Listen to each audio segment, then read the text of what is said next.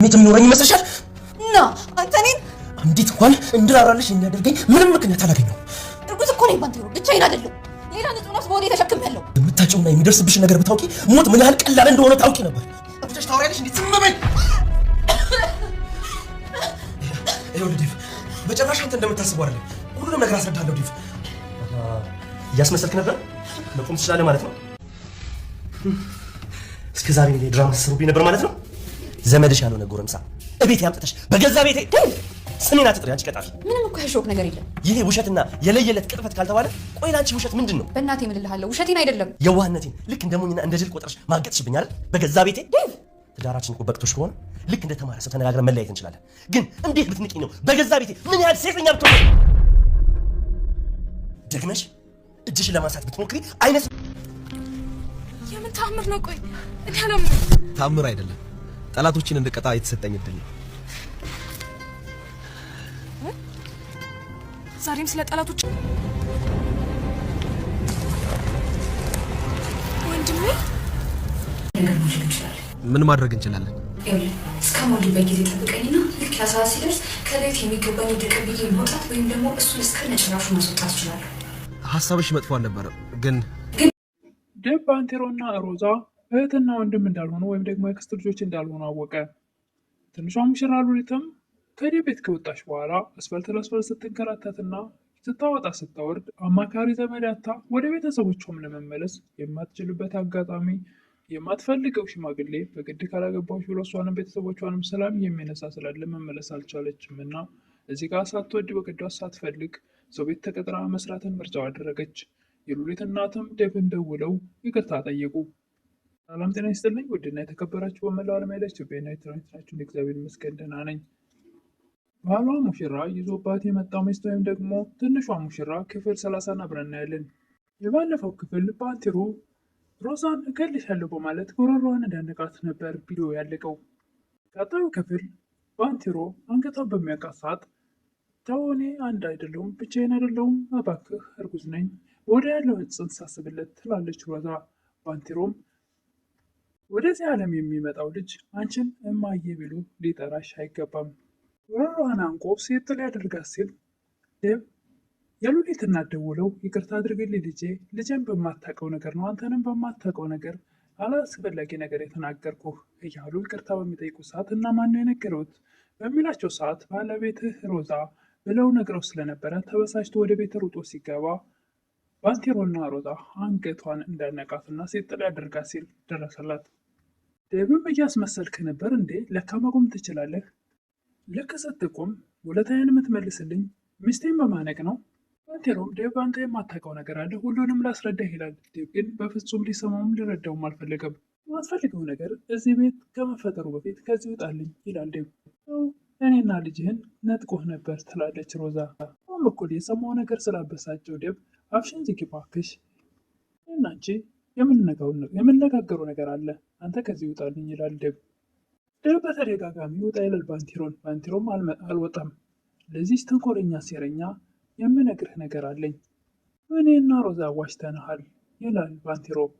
ዴቭም እናንተ ስትወደዱ ጀምሮ በደማችሁ የተዋሃደ ነው አሁን ውጣልኝ ይላል። ዴቭም በቃ ውጣ ይላል። ባንቴሮም ይኸውልህ ሮዛ ያክስቴ ልጅ አይደለችም። ባንቴሮም እያንዳንዱን ነገር ለዴቭ ማስረዳት ፈልጎ ነበርና ነገር ግን ባልፈለገው ወይም ደግሞ ባልጠበቀው ሰዓት አበሳጭተው ስለነበረ አንገቷን አንቋት ስለደረሰ ዴቭ ሊረዳውም ሆነ ሊሰማው ፈቃደኛ አልሆነም። ባንቴሮ ግን የህሊና ህመም ከሚሆንብኝ ተናግሬ ልተንፍስ ብሎ ቆርጦ ተነስቶ ነበር። ስላለው ዴቭ ሩጦ ወደ ውጭ ሲወጣ ውጭ ላይ ሔዋን ያገኛታል። እንዴት ነው እንደዚህ የሆነው? እንዴት ልትቆም ቻልክ? ትላለች። እድሜ ለእናንተ ጥሩ ህክምና አይደል ያገኘሁት ድኜ ነው የመጣሁት። ነገር ግን ሮዛን መበቀል ስለፈለጉ ደስ እንዲላት ብዬ ነበር። የታመምኩ ደግሞ እንዳልተሻለኝ ያስመሰልኩት ይላል ባንቴሮን። ነገር ለዴቭ ልነግረው ነበር ነገር ግን ዴቭ ሊሰማኝ ፈቃደኛ አይደለም። ሰይጣን አሳስተኝ አንገቷን አንቂያት ነበረ ዴቭ የደረሰብኝ።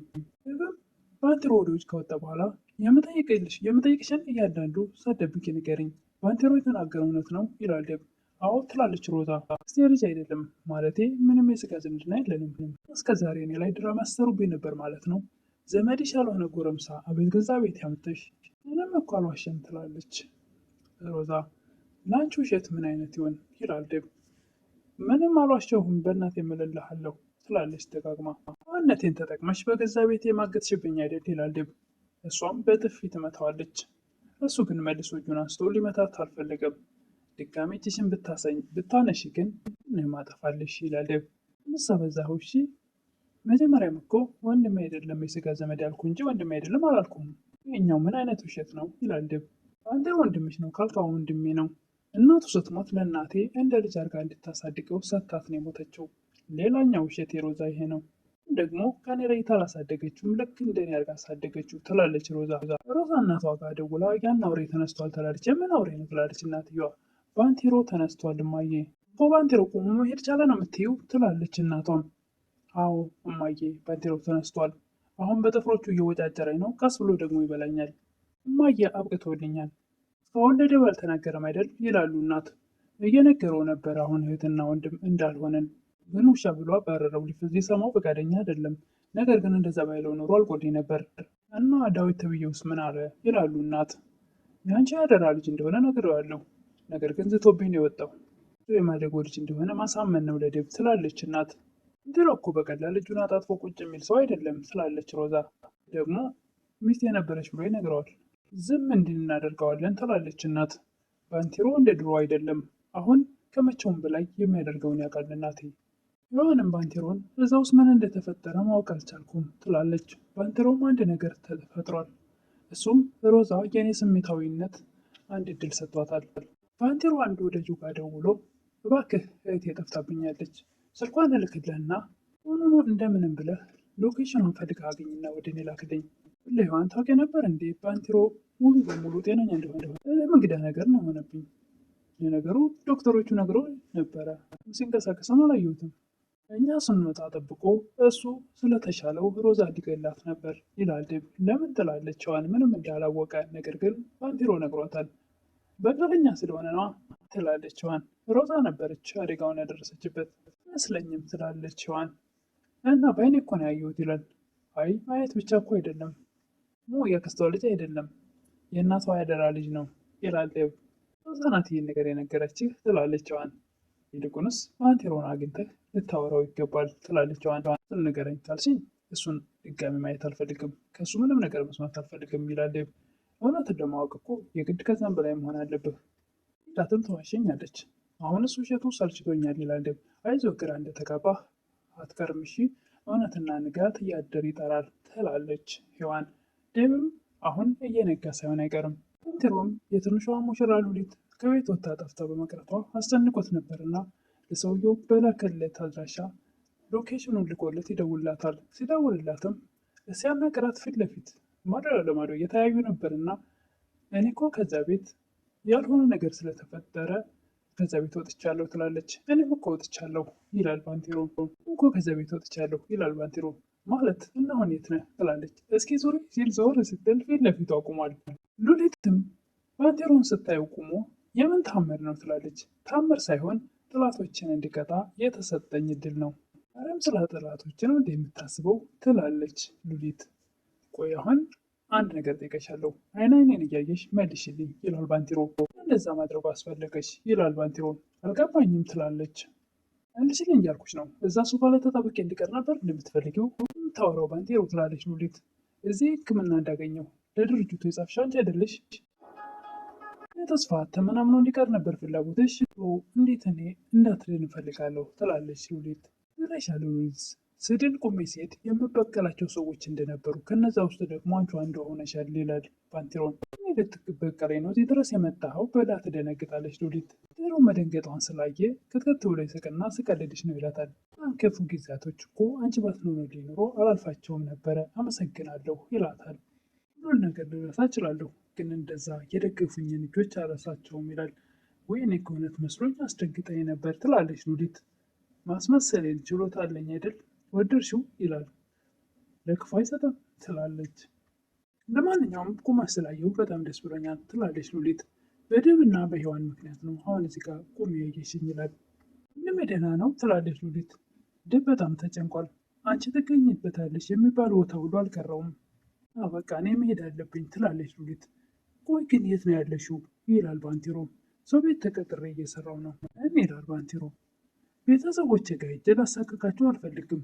ላለመውደቅ እየተፍጨረጨርኩ ነው ትላለች ሉሊት። ሉሊት እንደ ወንድምነት ልምከርሽ፣ ወደዛ ቤት ተመልሰሽ ሂጂ ይላል ባንቴሮ። በፍጹም ወደዛ ቤት አልመለስም። ማንም ላይ ፈተና መሆኔ እዚህ ላይ ይበቃል። እባክሽ ልለምንሽ ብሎ እጆቿን ይዞ ወደ ቤት ሊመልሳት ሲል ሉሊት አምልጣው ሩጣ ትሄዳለች። እንግዲህ ምንም ያክል ብትሰቃይ ደግሞ ደህና ሆነች ስላየሁሽ ደስ ብሎኛል ይላል ባንቴሮ። ባንቴሮ ከሉሊት ከተለያየ በኋላ ለሮዛ ይደውላል። ለምንድን ነው ማተወኝ ትላለች። እንዴት ነው ወዳጆችን መጥፎ አጋንንት ላይ ጥዬ አርፌ የምተኛው ይላል። እኔ ነኝ አጋንንት ትላለች ሮዛ። አዎ ብትገጥመኝና ሳለው ብባል ሰይጣንን አንቺን ነበር የምስለው ይላል ባንቴሮ። ባንቴሮ ለመደለል ትፈልጋለች። ይኸውልህ እኔ አሁንም ቢሆን እወድሃለሁ። አንተም የምትወደኝ ከሆነ እስከምወልድ ጠብቀኝና ያለውን ንብረት ተካፍዬ ወይ እንወጣና አንድ ላይ እንሆናለን ወይም ደግሞ እሱን እስከ ጭራሹ አባርረዋለሁ ትላለች ሮዛ። ሽ መጥፎ አልነበረም፣ ነገር ግን እኔ አሁን የድሮ ባንቴሮ አይደለሁም። ፍቅርን ብትጠቀምበት ይሻልሃል። የምወደው የድሮ አባባል አለ፣ ሞኝን እባብ 2 ጊዜ ይነድፈዋል። ሁለተኛው ደግሞ ሌላኛው ሳያውቀው ይነድፈዋል። ሁለተኛው ድጋሚ በአንቺ ባብ መርዝ አልነደፍም ይላታል። እና ከኔ ጋር ጦርነት ጀምር ነው ማለት ነው። ጦርነቱንም አንቺ ቀድመሽ ጀምረሽዋል። አንዳንዱ ሲያወሩት የነበረውን እየቀዳት ነበር። ባንቴሮ ለድብ ለማቅረብ ይጠቅሟልና መጥፎ መልእክት አይደለም አለበት ይላል ባንቴሮ። ማስረጃ አግኝቷል። በቂ ማስረጃ ለድብ የሚያነግረው ወይም ደግሞ የሚያሳየው የሚያሰማው። ድብም ስለ ሉሊት ሲያስብና ሲጨነቅ ከቆየ በኋላ ከየትም ብዬ ፈልጌ እሷን ማግኘት አለብኝ ብሎ በሚወጣበት ሰዓት በስተመጨረሻ ሉሊት ጋር ተገናኝቷል። የዛሬው እንግዲህ ባሏ ሙሽራ ይዞባት የመጣ ሚስት ወይም ደግሞ ትንሿ ሙሽራ ክፍል 30 ይሄን ይመስል ነበረ። በቀጣይ